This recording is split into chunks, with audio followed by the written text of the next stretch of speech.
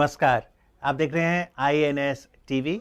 विश्व financial year 22-23 के लिए union finance minister Nirmala Sitharaman ने आम बजट पेश किया है। बजट भाषण उनका 1.5 घंटे का रहा और उसमें कई नई चीज़ों पर बल दिया गया है। आइए इन्हीं बारीकियों को समझते हैं। मैं हूं अमित और यहाँ स्टूडियोज़ में चर्चा के लिए मेरे साथ हैं रोहित वैद।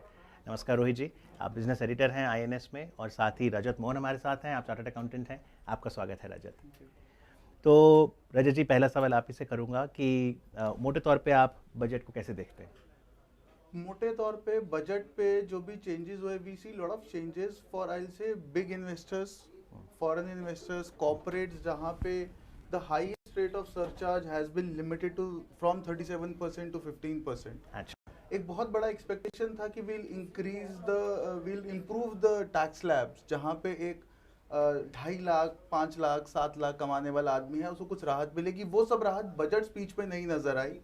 सिमिलरली सेक्शन 80C की कुछ डिडक्शन है, वी वर थिंकिंग कि जिसका 1.5 लाख का टर्म लिमिट है वो बढ़ा के 3 लाख 4 लाख, वैसा कुछ बेनिफिट इंडिविजुअल्स को नहीं मिला, आम आदमी को नहीं मिला। और आपके ओपनिंग कमेंट्स क्या रहेंगे रोहित?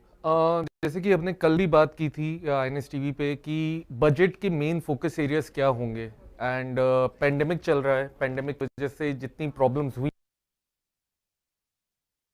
चीज तो क्लियर थी शुरुआत से कि केपेक्स जो कैपिटल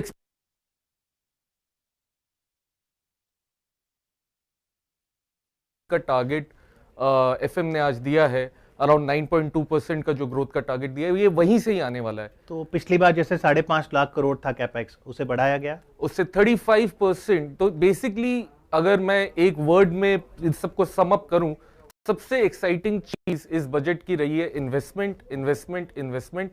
बेसिकली जो सरकारी इन्वेस्टमेंट होती है केपेक्स, कैपिटल एक्सपेंडिचर के ऊपर 35.4% तक के उन्होंने बढ़ाया है। 5.54 लाख करोड़ जो पिछले साल उन्होंने दिया था, अच्छा। इस साल 7.50 लाख करोड़ है। अच्छा, एंड इफेक्टिवली उन्होंने बताया है कि 10 लाख करोड़ के आसपास का ये रहेगा। तो ग्रोथ के ऊपर ही फोकस है। जैसे कि पहले भी हम लोग ने बात की हुई है कि जब से ये सरकार आई है 2019 से, 3 साल इस सरकार के पेंडेमिक से लड़ने में जा चुके हैं। तो ये एक ऐसा बजट, ये एक ऐसा मौका था जहां पे FM के पास अपने आप को, खैर मैं ये नहीं कहूंगा प्रूव करने का मौका था, पर सरकार को कुछ वापस ग्रोथ पे एक इम्प्यूटस डालने का मौका था, और वही उन्होंने किया। 75th इंडिपेंडेंस जो ईयर की जिसकी बात कर रहे हैं, इससे आने वाले 25 साल में जी क्या भारत होगा, कैसे भारत होगा, अर्बन डेवलपमेंट कहां पे होने वाली है, इंफ्रास्ट्रक्चर जनरेशन कहां पे होने वाली है, एक तो उन्होंने उस पर ध्यान दिया। जी 4 एरियाज बताए हैं प्रायोरिटी के, जहां पे उन्होंने गति शक्ति और बाकी और चीजें भी थी उसके अंदर, जिसमें उन्होंने पर्टिकुलरली अपना फोकस एरिया उन चीजों को रखा है। और मेरे हिसाब से ऑल इन ऑल, चाहे टैक्स रिलीफ में लोगों को थोड़ी बहुत उम्मीद होगी, थोड़ी बहुत उम्मीद टूटी भी होगी लोगों की, बट ऑल इन ऑल ये ग्रोथ को लेते हुए, इंडिया की इमेज को लेते हुए, कि fast growing world's largest economy को आप कैसे सस्टेन करने वाले आने वाले साल में, और फिस्कल डेफिसिट को कैसे मेंटेन करने वाले आने वाले साल में, सब चीजों को लेके एक वेल बैलेंस्ड बजट मेरे को ये दिखाई दिया। ओके, वेल बैलेंस बजट है, इन्वेस्टमेंट पे फोकस है और ग्रोथ बजट हम कह सकते हैं। रजत, डायरेक्ट टैक्स के लिहाज से बताइए, डिजिटल करेंसी आई है और उस पर जो टैक्स है वो भी कैसे इम्पैक्ट करेगा? हाँ, तो for this budget I suppose people were expecting कि there will be clarity with regard to digital currencies, right? So now अभी वो clarity मिल गई है कि digital currencies buy and sell would be taxed at the rate of 30%, और जितना आपने invest करा सिर्फ उसी का डिडक्शन मिलेगा। नॉर्मली क्या होता है in a business, so if I am running a business तो उसमें मैंने सैलरीज भी पे करता हूँ, सामान खरीदता हूँ, बेचता हूँ, so there is a cost of purchase which will be reduce, there is other overhead salary which is normally reduced in a business, right?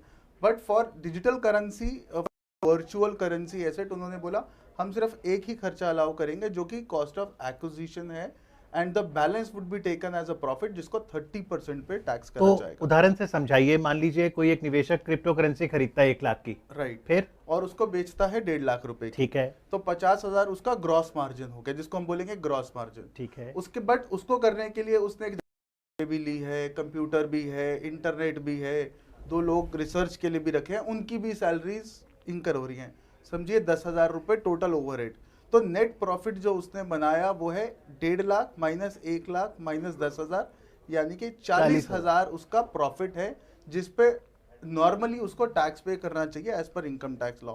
But ये स्पेसिफिक लॉ रहेगा जहां पे सिर्फ 1.5 लाख माइनस 1 लाख यानी 50,000 पे 30% के दर से टैक्स देना है। तो उसको 50,000 पे 15,000 रुपए टैक्स देना है। 15,000 रुपए टैक्स देना है, अगर 40,000 पे टैक्स नहीं देना। उसको नुकसान अगर हुआ इसमें तो उसको कोई टैक्स नहीं देना है। और वो कैरी तो फॉरवर्ड अगर उसने 1.5 लाख का एसेट खरीदा और बेचा 1 लाख रुपए का, तो उसको टैक्स नहीं देना है, कैरी फॉरवर्ड नहीं है, सेट ऑफ नहीं है। It's more like a speculation business, उन्होंने इस तरीके से उसको डील करा है। ट्रेडिशनल करेंसी तो हमें पता थी, डिजिटल करेंसी हो गया भारत की। आरबीआई इसको लॉन्च करेगा। एक्चुअली में ये एक बहुत क्लियर कट मैसेज है जो गया है, क्योंकि बहुत दिनों से हम लोग सुनते हुए आ रहे थे कि आरबीआई ने अपोज किया है क्रिप्टो करेंसीज को, अब आरबीआई खुद इसमें जाने वाला है। तो एटलीस्ट एक पॉलिसी के हिसाब से हमें एक क्लियर रोड मैप मिला है यहाँ से।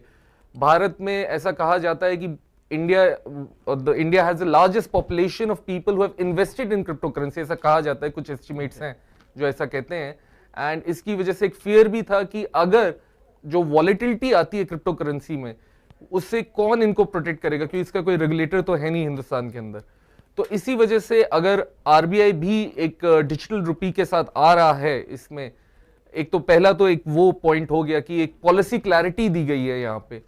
जो दूसरा पार्ट है इसी के अंदर, जो टैक्सेशन के बारे में बताया है कि इससे पहले तो कोई टैक्सेशन इसके ऊपर था नहीं जी। और अब एक मेरे को जितना पता लगा है कि लॉटरी में भी जो 30% का जो टैक्सेशन लगता है, वही अगर जब इसमें लगाया जा रहा है, तो आप एक गवर्नमेंट का माइंडसेट आप अगर देखें तो वो चाहती है कि रादर देन, एंड ऐसा मेरा मानना है, ये उन्होंने बोला नहीं है उतने सारे वर्ड्स में वहां पे, बट वो चाहते हैं कि आप अगर क्रिप्टो में इन्वेस्ट भी करें तो आप आरबीआई के क्रिप्टो में एक डिजिटल करेंसी में इन्वेस्ट करें, किसी और में भी करेंगे, जैसे आरबीआई पे भी वो शायद तक कि आरबीआई की डिजिटल रुपये पे भी 30% लगाएंगे, ऐसी बात नहीं है, वो कोई भी रेवेन्यू का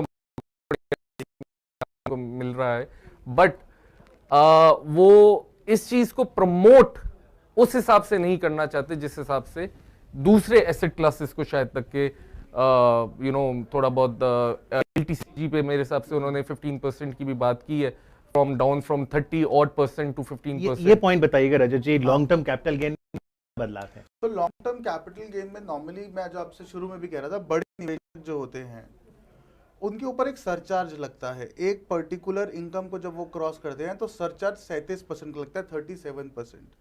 तो ऑनरेबल फाइनेंस मिनिस्टर ने गोइंग फॉरवर्ड क्लैरिटी दी है कि ये जो हाईएस्ट ब्रैकेट ऑफ सरचार्ज है on LTCG, it will be reduced और it will be capped to 15%, यानी 37 की जगह 15% सरचार्ज, टैक्स रेट नहीं, पर काफी रियायत है फिर भी बहुत बड़ी। तो मैंने आपसे यही बोला कि जो बड़े निवेशक हैं, जो बड़े कॉर्पोरेट्स हैं, उनका इतना लॉन्ग टर्म कैपिटल कई बार 100 करोड़ होता है, 500 करोड़। स्टार्टअप्स है, when you have seen so many startups making huge money, तो उसमें 37% सरचार्ज, टैक्स के ऊपर सरचार्ज, वो कैप कर दिया 15%। पर हमें जो उम्मीद थी सिक्योरिटीज में कि शायद एसटीटी सिक्योरिटीज ट्रांजैक्शन टैक्स हट जाए, वो नहीं हुआ, वो भी नहीं हुआ। और मतलब उससे ज्यादा हमें उम्मीद थी कि स्लैब्स बढ़ा दिए जाएंगे, एटीसी की डिडक्शन बढ़ा दी जाएगी, कुछ मेडिकल क्लेम के लिए आपका रिलीफ जो है डबल कर दिया जाएगा, वो कुछ भी नहीं हुआ।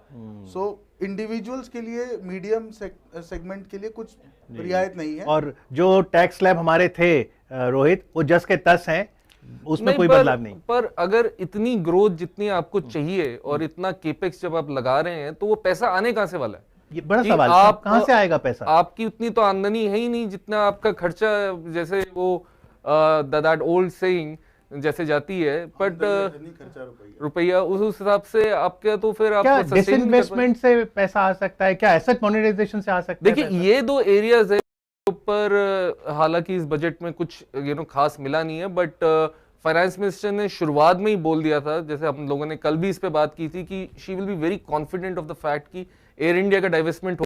पहली बात। दूसरी बात, उन्होंने एक स्टील मेकर की भी बात की थी जिसका डाइवेस्टमेंट के बारे में कल अनाउंसमेंट हुई थी, टाटा स्टील ने उसको भी खरीदा, नीलाचल इस्पात। एंड तो इन दो चीजों को लेके हमें ऐसा लग रहा था कि जो नेशनल मॉनेटरी पाइपलाइन है उसके अंदर और ज्यादा एसेट्स आएंगे। और हमें ये भी लग रहा था कि और कोई बड़ी कंपनी का नाम आएगा, बट आप इसमें देखिए उन्होंने LIC के बारे में क्लियरली बोला है कि मार्च तक के इसका भी IPO आ जाएगा। तो उसका असर क्या पड़ेगा? LIC का IPO अगर आता है उसका आपको क्या असर दिखता है बाजार उसका में? असर ये है कि आपका फिस्कल डेफिसिट का जो रिवाइज टारगेट है वो 6.4 से 6.9 गया है। तो इसके अंदर यानी कि आपका जो बोरोइंग है मार्केट से, क्योंकि आप उतने तो कमाते ही नहीं है जितना आप खर्च रहे हैं, तो अब जो वो गैप को फिलअप करना है उसको, तो उतना आप बोरो कर रहे हैं मार्केट से।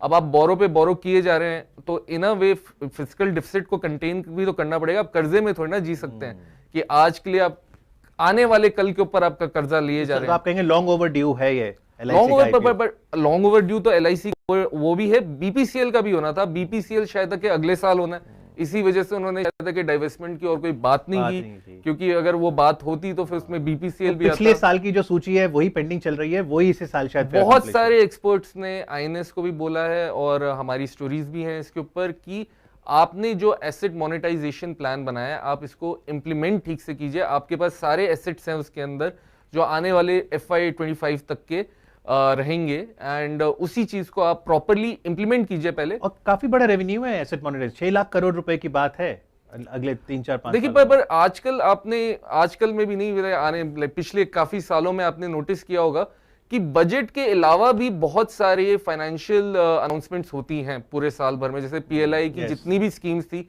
वो बजट में थी नहीं, वो बजट के बाद ही आई हैं। तो क्या पता कि फ्यूचर में वो इसके बारे में और ज्यादा विस्तार से बात करें जब थोड़ा सा पॉलिसी क्लैरिटी और आए इसके ऊपर। पर आप देखिए उन्होंने और किन किन चीजों पे बात की है।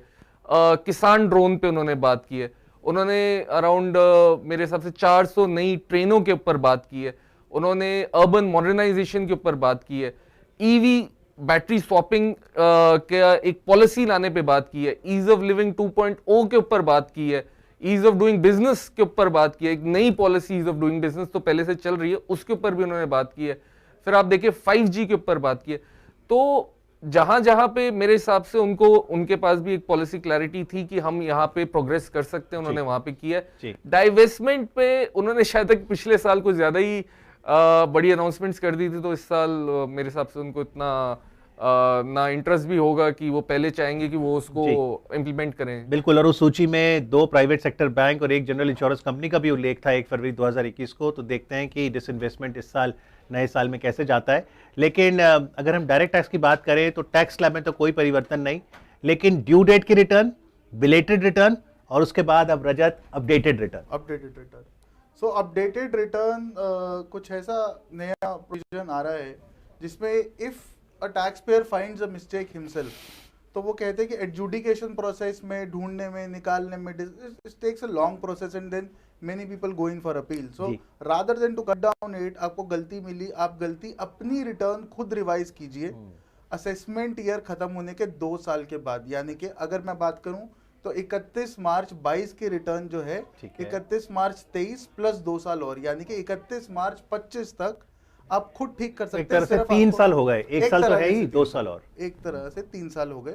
आप खुद टैक्स पे कीजिए, इंटरेस्ट पे कीजिए और अपडेट कर दीजिए। टैक्स और इंटरेस्ट है या कुछ पेनल्टी भी हो सकती है? So that is so there will be no penalty. Yes, अच्छा, if there is a penalty then there is no benefit. पर फिर ये इनकरेज तो नहीं कर रहे हैं आप कि कई लोग बिलेटेड रिटर्न के बाद भी अपडेटेड रिटर्न ही भरें?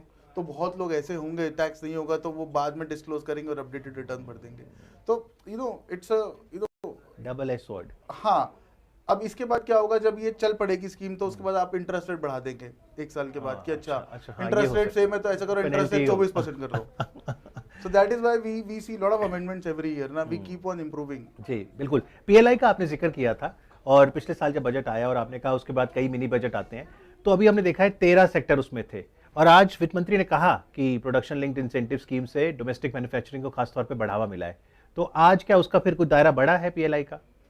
मेरे हिसाब से उन्होंने PLI को as a springboard use किया है आगे बात करने के लिए वो सारे सेक्टर्स के ऊपर जिनके ऊपर हमने अभी बात की, कि जैसे उन्होंने इंडस्ट्रियल स्टेटस दिया है डेटा सेंटर्स को, और जहाँ पे आपका जो बैटरी EV की जो चार्जिंग फैसिलिटीज को जो लोग बनाते हैं उनको इंडस्ट्रियल स्टेटस देने की बात की है उन्होंने। वहीं पे ही PM गति शक्ति के अंदर बहुत सारे और इंडस्ट्रीज की भी बात की है। MSMEs के लिए जो इन्होंने ये लोन का प्रोविजन रखा था उसको बढ़ाने की बात की है। अच्छा। तो इस बार पीएलआई के ऊपर एज सच मेरे हिसाब से सोलर पे आया था शायद तक, कि सोलर पे उन्होंने सोलर मॉड्यूल्स के ऊपर कुछ बात की है, Okay. बट एज सच इतना विस्तार से उन्होंने कुछ ज्यादा दिया नहीं है।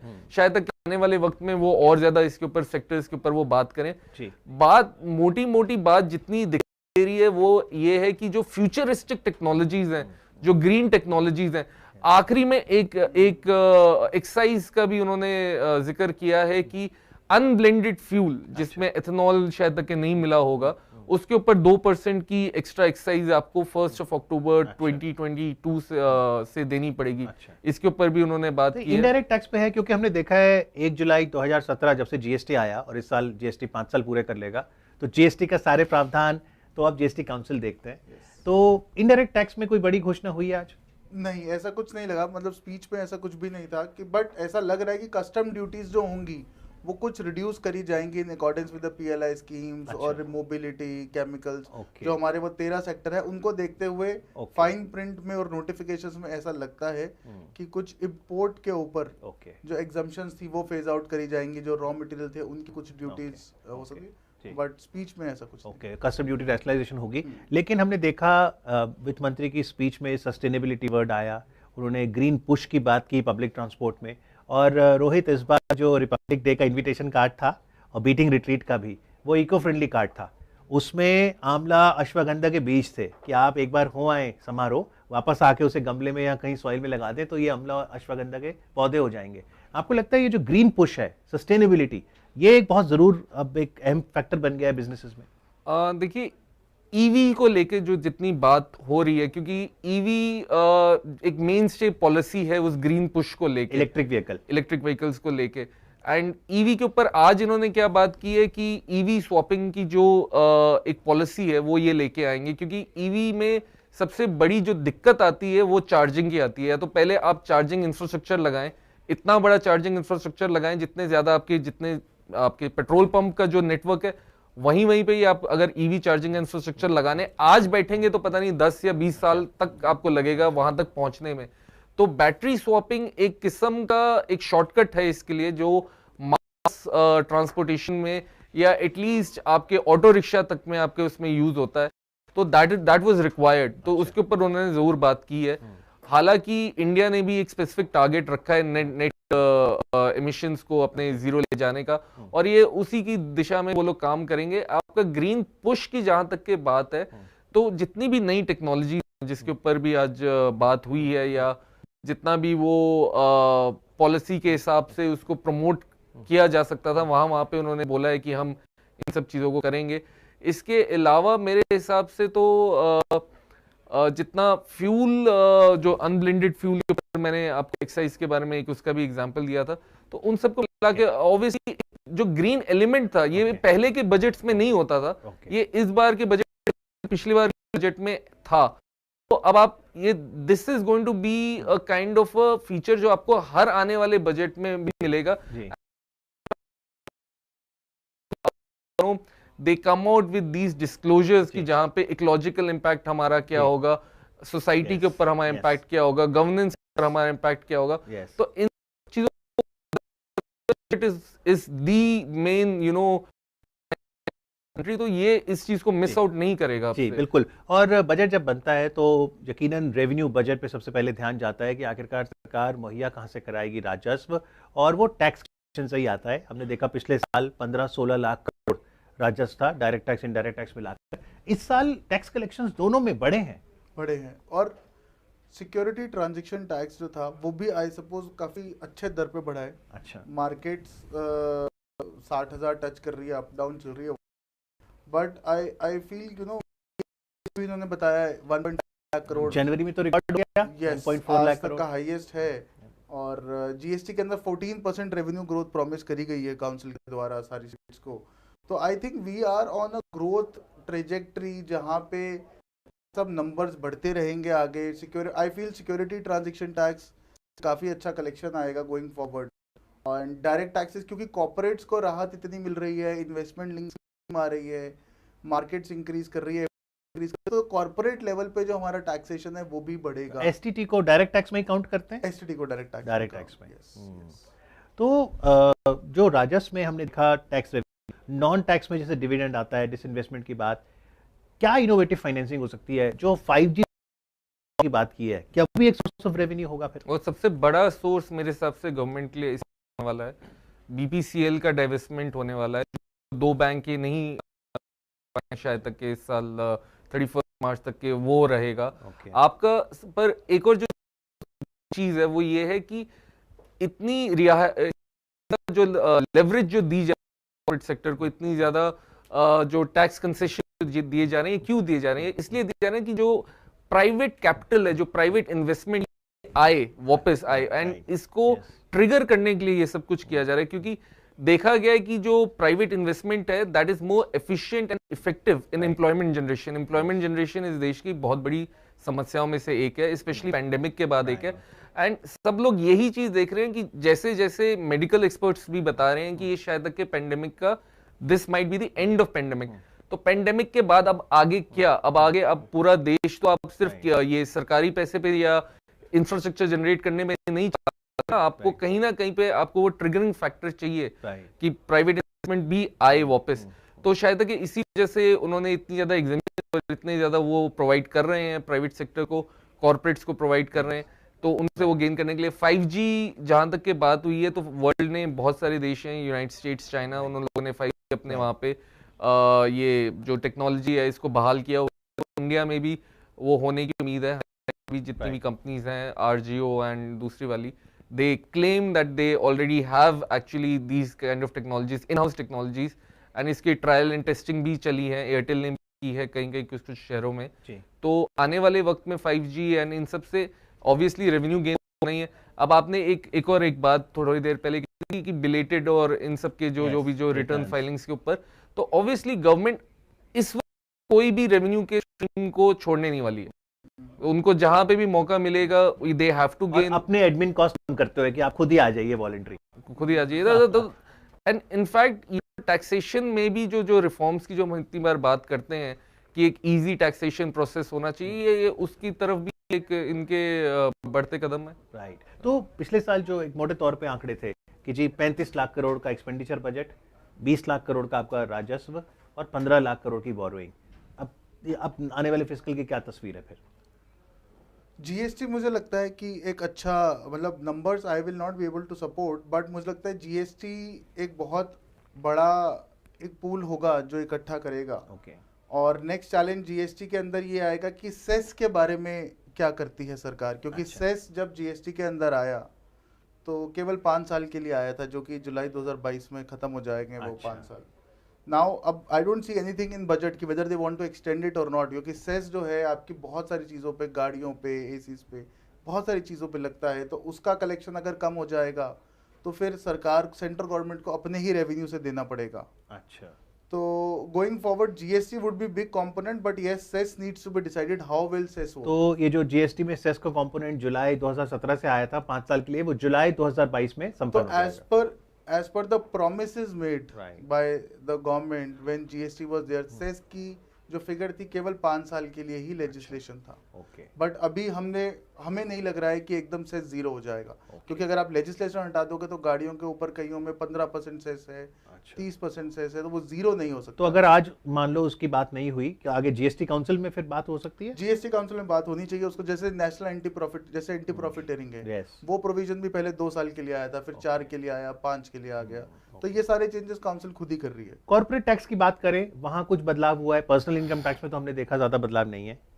कॉर्पोरेट टैक्स में सिर्फ 2 जगह सरचार्ज रिड्यूस हो गया है, और स्टार्टअप्स के लिए और जो न्यू मैन्युफैक्चरिंग एंटिटीज हैं उनके लिए 1-1 साल का इनकॉर्पोरेशन और बढ़ा दिया गया है। अच्छा। सो पहले अगर आप स्टार्टअप थे आपको 100% इनकम टैक्स एग्जम्पशन थी। अच्छा। अगर आप मार्च 22 तक यू स्टार्ट योर इनकॉर्पोरेशन। अच्छा। अभी वो एक्सटेंड करके मार्च 23 तक हो गया है। Okay. So overall good budget, very good budget, best budget? Overall good budget for corporates. I see कि now it is time for corporates to invest. Private investment आना चाहिए, and they should create jobs, they should create employment. Okay. And next year probably slabs में कुछ रियायत होनी चाहिए, ATC में रियायत होनी फाइनल वर्ड्स, अगले फिस्कल ईयर की क्या तस्वीर दिखती है? तस्वीर ये है कि जैसे आपने पूछा, केपेक्स जो हमें पता है कि 7.5 लाख करोड़ तक का है, रेवेन्यू के हिसाब से estimated is around 22 lakh crore, and इनके खर्चे शायद तक के अराउंड 39 लाख करोड़ के आसपास। 42 that we were thinking will happen. नहीं, उतना नहीं है। एंड इनका जो फिस्कल कंसोलिडेशन का जो टारगेट है वो भी इस साल के ही टारगेट जितना, यानी कि इस साल जो अभी जो रिवाइज हुआ है 6.9, उससे जो पहले वाला था 6.4, उतने पे ही है, 6.4%. It's at 6.4%। तो ये जो गैप आया है 22 एंड 39 के बीच में, that is going to be the fiscal deficit for this year, borrowings for this year. 6.4 अगर आप देखें तो इन्होंने काफी लूज अपना एक वो छोड़ा हुआ है, क्या क्या नाम है, टारगेट FY25 तक के इन्होंने बहुत लूज छोड़ा हुआ है, ताकि ये ग्रोथ को सपोर्ट कर। मेरे हिसाब से fiscal push should be the main word for this particular budget, कि इन्होंने फिस्कल पुश दिया। पर एक जो मेन जो मुद्दा एक जो हम लोग ने भी मिस कर दिया वो ये भी है कि जैसे जैसे यूएस फेड अपने इंटरेस्ट रेट्स बढ़ाएगा ग्लोबली, इंडिया को भी वो फॉलो सूट करना पड़ेगा। बहुत सारे सेक्टर्स जैसे ऑटोमोबाइल एंड हाउसिंग सेक्टर्स है जिन्होंने ये जो 10 साल के लोएस्ट इंटरेस्ट रेट्स हैं अभी, इसका काफी फायदा उठाया है लोगों ने। जब वो रेट्स बढ़ेंगे तब क्या होगा, तो जब उस चीज का भी जो नेगेटिव इंपैक्ट आएंगे वो ये केपेक्स खत्म करेगा। मेरे हिसाब से इसी वजह से भी ये केपेक्स को इन्होंने 35% इस बार बढ़ाया है। But it's such a balancing act कि इन्होंने वही 6.4 फिस्कल डेफिसिट भी रखा है, केपेक्स भी बढ़ाया है, अपने रेवेन्यू स्ट्रीम्स को भी इन्होंने बताया कि जीएसटी की रोबस्ट कलेक्शंस चल रही हैं अभी भी, और हम थर्ड वेव में भी हैं। तो थर्ड वेव से नेक्स्ट वेव तक के का ये बजट है, लाइक 100 इयर्स का जो इनका, लाइक 25 आगे जब भारत 100 साल की आजादी का अपना वो बना रहा होगा, तो जो उनकी जो जिसकी तस्वीर के जो फर्स्ट वो बेसिकली दर्शाता है ये वाला budget. Thank you very much Rohit Vaid, thank you very much CA Rajat Mohan, आकर आम बजट पे चर्चा करने के लिए। Thank you.